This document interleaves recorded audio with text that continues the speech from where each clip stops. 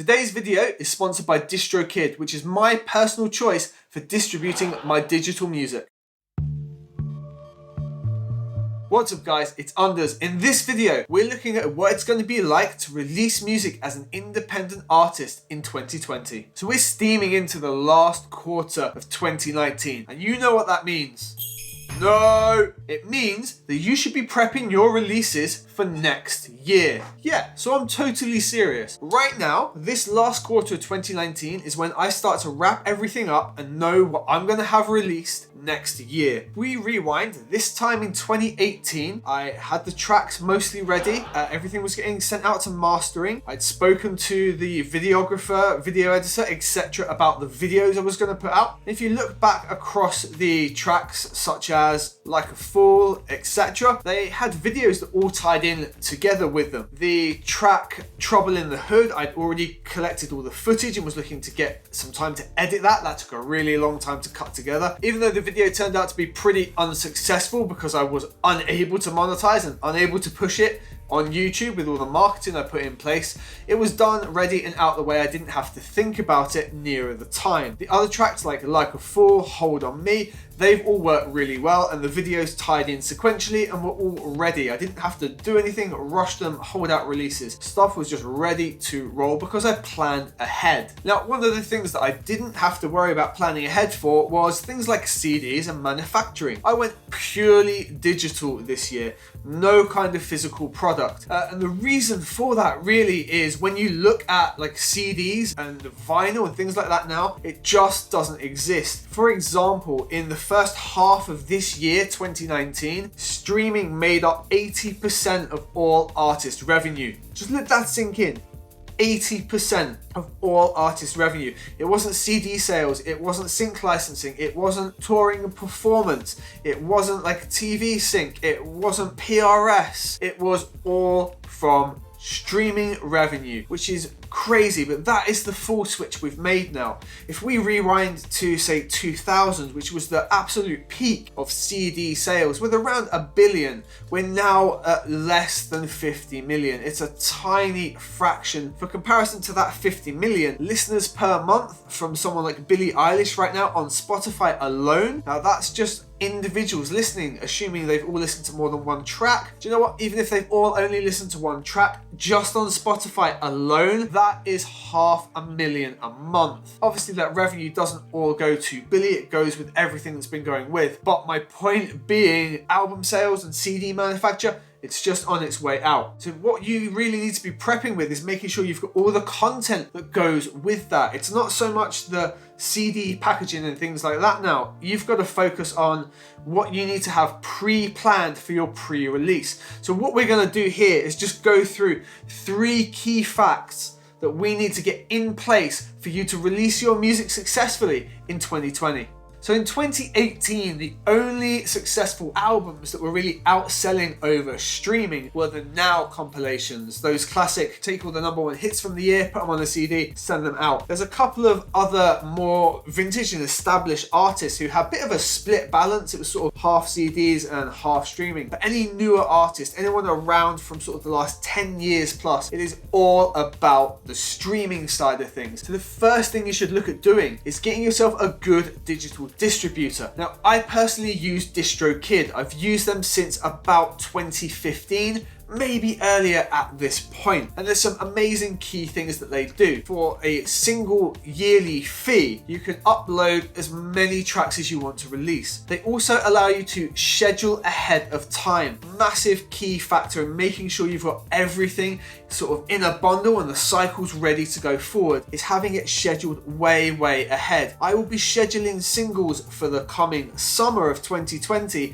in the next couple of months, meaning I can get all my links and everything ready a couple of weeks ahead of time because I know where everything's going to be and I can start getting some pre-momentum. They also have this amazing thing called the Hyperflow. They do Hyperflow linking for your release. I use this really heavily. When I've got a release scheduled and it's going to go to Spotify, you can get a pre-save link. This goes even before the pre-order, so I can promote an upcoming track with some kind of upcoming promo. You're then able to save that track on Spotify. This means when it releases, the 1,000+ people who listen to me every month on Spotify get a notification that the track has now been released. It massively increases the boost in numbers. DistroKid have also been really forward thinking in where I can get my music to. Well, if you were to go on Instagram stories, you can actually search my tracks and put them in the music link in the background for your Instagram story. You can now also do this on TikTok, which is a massively uptrending platform.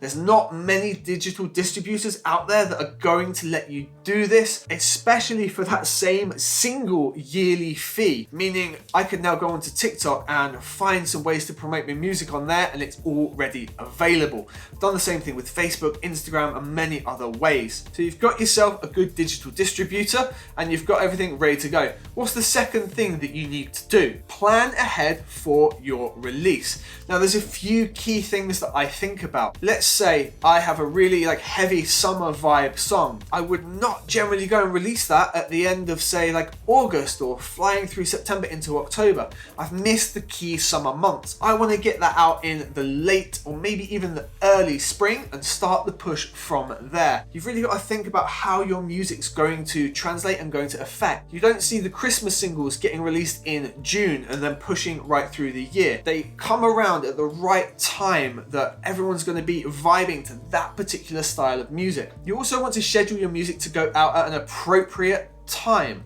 So you don't want it to drop at midnight on say a Saturday when people aren't really out buying music. If you're doing a genre like me, they're going to probably be hungover and not listening to anything on the Sunday. You've just been paid, they see your promo, it's only going to cost them 99 cents. It's not even a forethought because they're feeling flush from payday. Timing like that is really, really impeccable, especially with pre-orders and your release. Timing it with the right time of year as well, absolutely impeccable thing to do. Something else you want to have really planned ahead is your pre-release marketing. Now, what I mean by this are potentially adverts. You might already have edited a Facebook advert, one that fits on Instagram, so it's in a square profile, it's only 1 minute long. You might already have a pre-recorded Instagram story set, or at least what I tend to do is YouTube videos where I will feature part of the track and how I made it, but I'll show a lot of the whole track and what it sounds like. So look at what you can do with your pre-release marketing and how you want to get everything pushed. The smart thing to do at the moment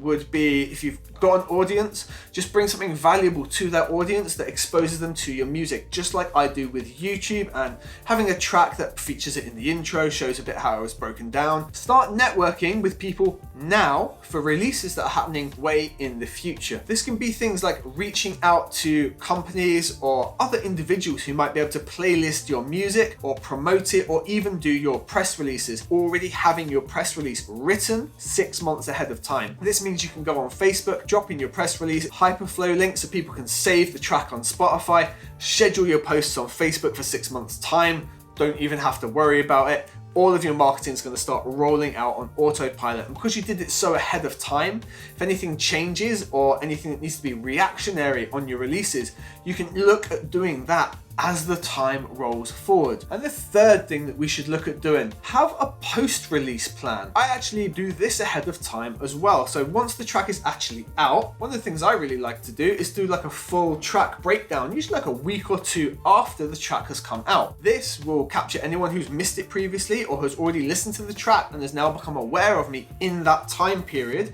where I was building everything up. I have a post-release schedule of content and information and marketing and time already pre-dedicated. Book out the day when a track is dropping. This means I can grab anything that has been posted or reblogged or shared to a playlist, and I can react on the day, making Facebook posts, reposting, supporting those people, saying thanks to them, making sure the music gets pushed into the right place, and just double checking that every single backlink and piece of information and sales point all works correctly. Guys, I've been Unders. I hope the video has been helpful for you. I hope it's dropped some useful information.